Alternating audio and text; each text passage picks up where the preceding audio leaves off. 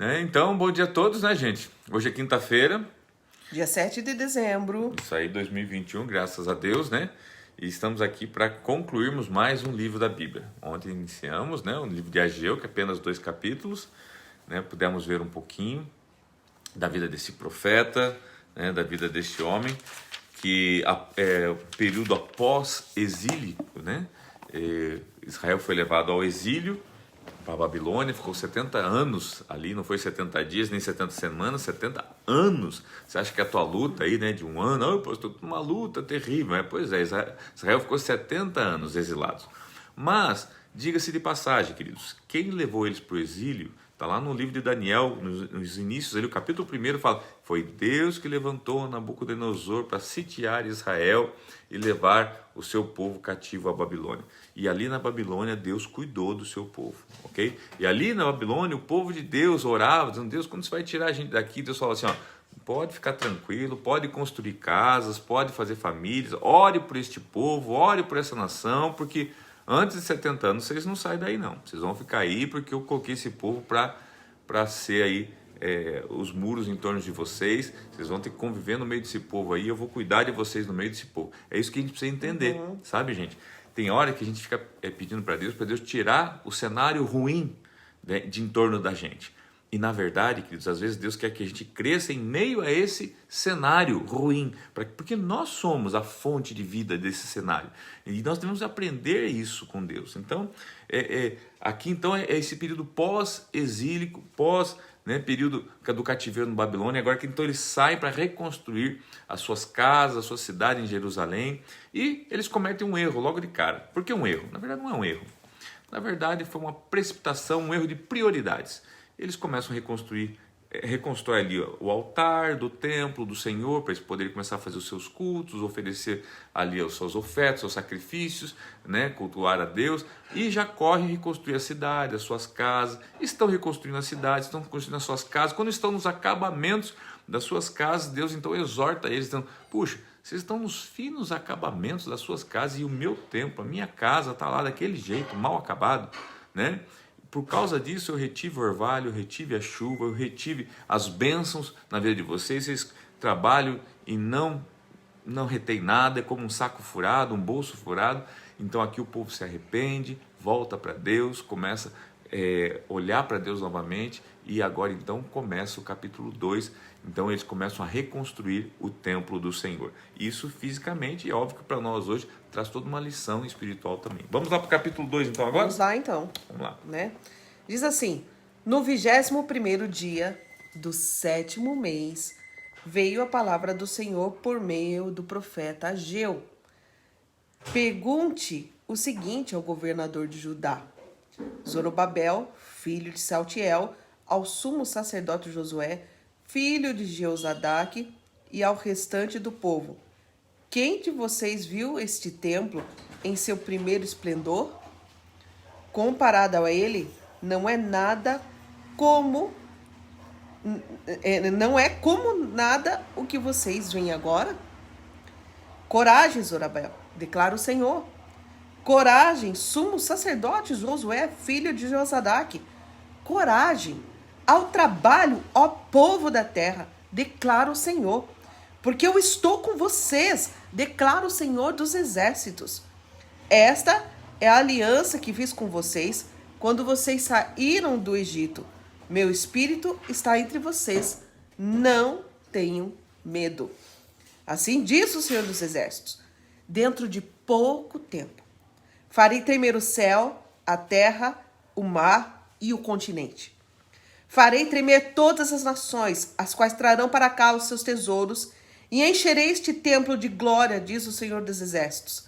Tanto a prata quanto o ouro me pertencem, declara o Senhor dos exércitos.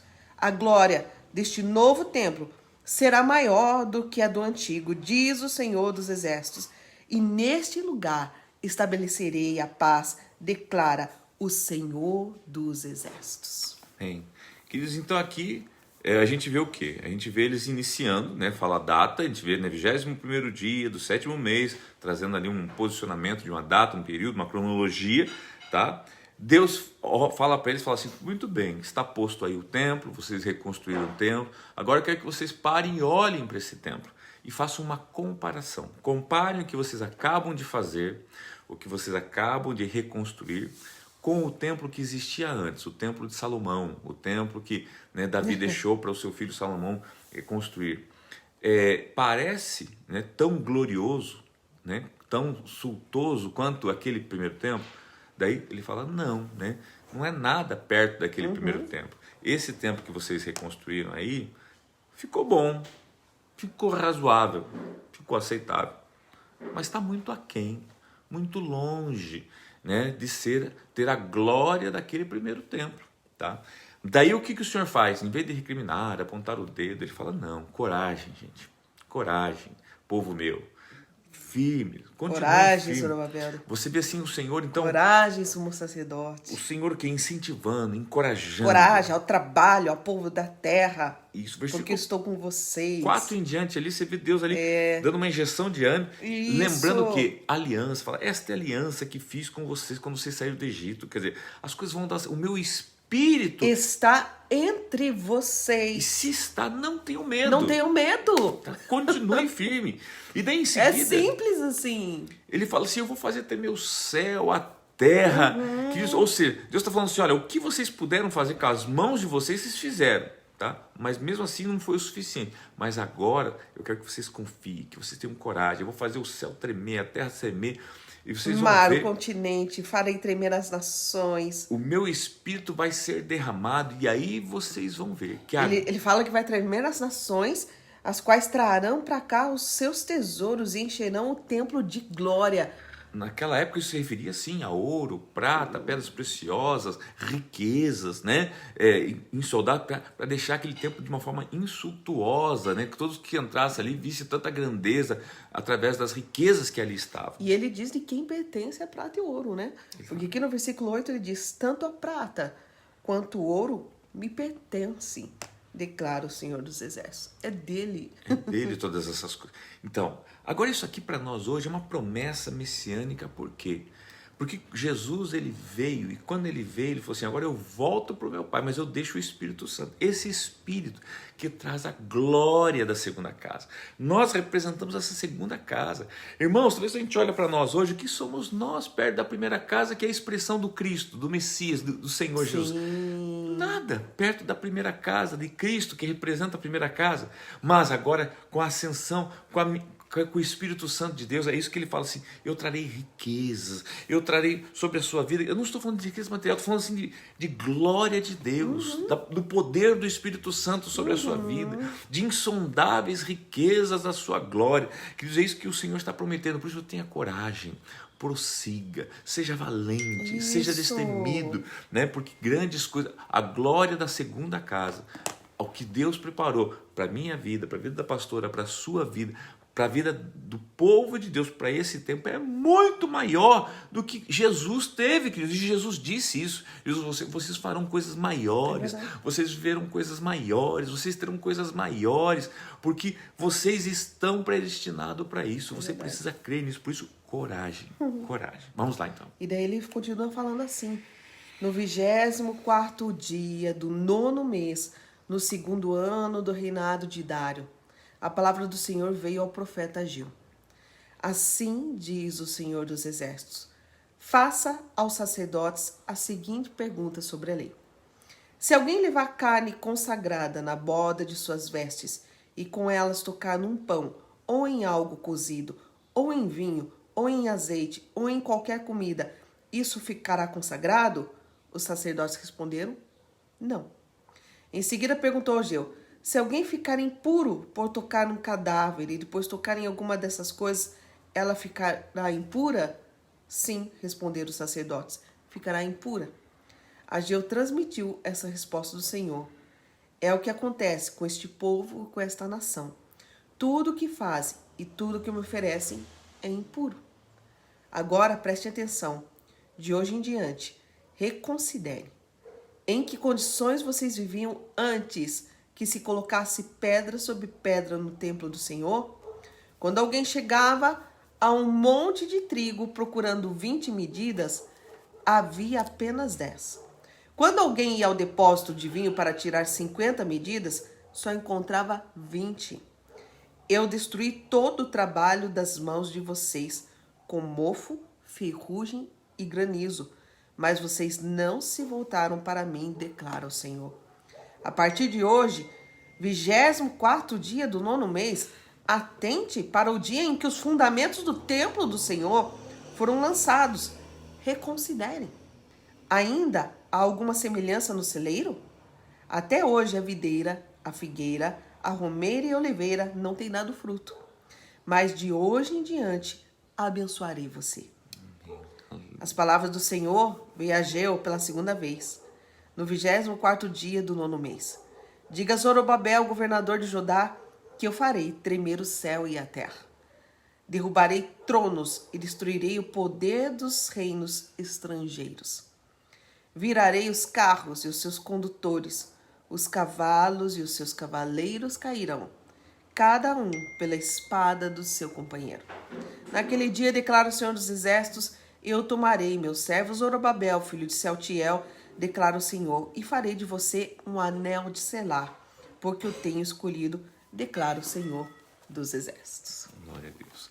Queridos, então aqui, acompanhe comigo. Então você vê que, novamente ele pontua agora um período, uma data, ele fala no 24º dia, né? Fala do 9º mês. O que começa a acontecer? Ele fala assim, eu vou perguntar a vocês, uma palavra do Senhor veio ao profeta, assim diz o Senhor dos Exércitos, faça aos sacerdotes, eu percebo que é uma pergunta dirigida, não é ao povo, aos sacerdotes, exatamente, que é a liderança desse povo, é Deus contrastando, Deus colocando, fazendo eles pensarem acerca de algo, acerca da lei. Pergunte sobre a lei, tá? Então, quero pontuar isso. E o que eles perguntam, resumidamente aqui? Eles falam assim para os sacerdotes, se vocês consagram, se vocês, sei lá, oram aqui por este pão, oram aqui por este, sei lá, por este vinho, né? Uhum. E vocês pegam este pão e dá para alguém, né? Esse pão, ele é santificado, ele é abençoado. Por acaso quem come também é abençoado? Na lei. O sacerdote fala assim, não. O pão é abençoado, mas quem come não é abençoado. E se for o contrário? E se vocês tocam, né, com esse manto ou com esse pão mesmo, um cadáver, né, alguém que é considerado impuro pela lei, e alguém tem contato com este manto ou com este pão, né, que teve contato com algo impuro, essa pessoa se torna impuro? Sim, se torna impuro. Ou seja, irmãos, na época da lei, a bênção não era transmitida desta forma, né? Tipo assim, em série, mas a maldição, sim, era transmitida em série, tá? Por que eu digo e especifico a questão da lei, tá? Porque hoje nós temos Cristo que nos tirou a lei, porque ele cumpriu a lei. Então hoje sim, através de Cristo, nós temos a bênção através de Cristo, através do sangue de Jesus Cristo que nos perdoou de todo o pecado. Então hoje sim, aquilo que Jesus conquistou na cruz, eu não preciso nem a pastora nem você ir lá na cruz para conquistar de novo. Não, ele já conquistou por nós, nós não precisamos fazer o mesmo, ir para a cruz e ser pregadinho na cruz com ele, não. Nós precisamos carregar a nossa cruz, é diferente, tá? E seguir ele. Tá? Então, nós temos sim todos os benefícios. Agora, entendamos o seguinte, as contaminações continuam, tá? Aquilo que é impuro continua contaminando. A única coisa que muda hoje é que a bênção agora continua abençoando. Tá? E ele diz assim, daí ele fala a partir do versos 15, se eu não me engano, agora preste atenção, de hoje em diante, reconsiderem. Hoje em diante quando? Desde quando vocês começaram, ele fala bem claramente, tá? Em que condição vocês viviam antes que colocasse pedra sobre pedra no templo do Senhor, não é nas suas casas. Tipo, até que vocês entendessem e começassem a reconstruir o templo do Senhor, a casa de Deus, o templo do Espírito Santo, a sua vida espiritual, a sua casa espiritual. Reconsidere como estava a tua vida, é isso que ele está tentando dizer. Olha como estava a cidade, olha como estava a tua vida, olha como estava a tua família. Observe que a partir do momento que você começou a colocar, veja bem, você sequer terminou, você começou a construir, você começou a caminhar com Deus, você começou a buscar Deus, a presença de Deus, tá? Em que condição estava a sua vida, né? Quando alguém, ele fala, dá alguns exemplos, quando alguém chegava a um monte de trigo, procurava 20 medidas, havia 10. Apenas 10, ou seja, Você até encontrava alguma coisa, mas sempre não Escassos, o suficiente. é. Sempre pela metade, sempre parcial.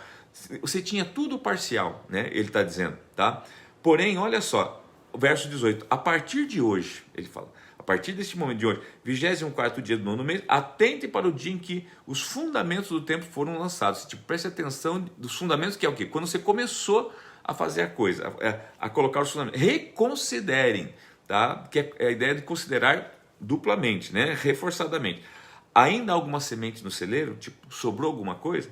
Porque até hoje a videira, que representa um povo, uma nação, a figueira, que representa outra nação, outras classes de pessoas, a romeira, a oliveira, não tem dado fruto, tá? Mas de hoje em diante abençoarei vocês. Deus está dizendo, a partir de hoje, tudo na tua vida, quando você coloca Deus em primeiro lugar, quando você coloca os fundamentos de Deus, a partir deste momento, Deus começa a trabalhar na sua vida e as coisas daí vão começar, você vai começar a ser abençoado, você e sua casa. Por quê? Por causa de uma atitude correta e por iniciar. Veja só, você nem completou, você nem terminou, só de começar a fazer a coisa certa, Deus já começa a abençoar você. Essa é uma palavra muito propícia para o início desse ano, né? Sem dúvida. Colocar o Senhor como fundamento.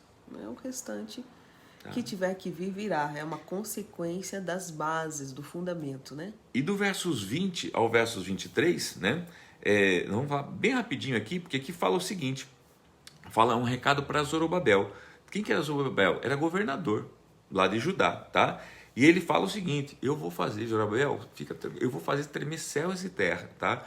Versos 22 ele fala, eu vou derrubar tronos, eu vou destruir poderes e reinos estrangeiros. Por que essa palavra é atual para nós hoje? Nós estamos todos preocupados, assistimos onde acompanhamos, né? O que aconteceu lá nos Estados Unidos, né? Não fique preocupado com o que a mídia te mostra. A mídia te mostra só o que ela quer te mostrar. Na verdade, ele foi um golpe, sim. Houve um golpe, assim como está havendo um golpe mundial sobre todos, porque é a instituição do governo mundial, irmãos. A instituição do anticristo mundial, faz parte da ordem mundial. Então isso faz. Agora veja bem, esta é a promessa de Deus. Deus está falando para o governador Zorobabel, ou seja, né? Para nós hoje, não se preocupe, eu vou derrubar todos esses tronos, destruir todos esses poderes estrangeiros, né? Virarei os carros, né? Os seus condutores, os seus cavaleiros cairão pela espada dos seus companheiros, ou seja, dos seus próprios. Naquele dia, declara o Senhor, aqui já é escatológico e profético, o Senhor está dizendo, né? Tomarei o meu servo Zorobabel, filho de Saltiel, declara o Senhor, e farei de você um anel de selar, tá? E farei de você um anel, porque tenho escolhido, declara o Senhor dos Exércitos. Queridos, eu e você somos esse Zorobabel, os que governam as suas próprias vidas. Você governa a sua casa, você governa a sua própria vida. Nós somos essa figura do Zorobabel. É Deus falando para nós, não se preocupe com o que você está vendo, ouvindo, deixa que eu vou tomar conta disso. Se preocupa nos fundamentos. Isso. Se preocupa em colocar os fundamentos da sua casa, da sua vida espiritual, colocando Deus para que eu abençoe você. Até porque se tem um fundamento, não vai ser abalado, né? Amém? Pegou no teu espírito isso? Que Deus te abençoe, querido. Que você tenha uma excelente quinta-feira. Amém. Hoje, às 15 horas, nós estamos no nosso tempo de oração, nossa corrente de oração. Isso. Às 20 horas, o nosso culto de primícias. Encerramento das primícias do ano, da nossa, gente. Nosso ajuntamento, né, deste ano, esses 7 primeiros dias consagrando, né, o nosso ano. Dedicando esse tempo de adoração e louvor a Deus ali, né?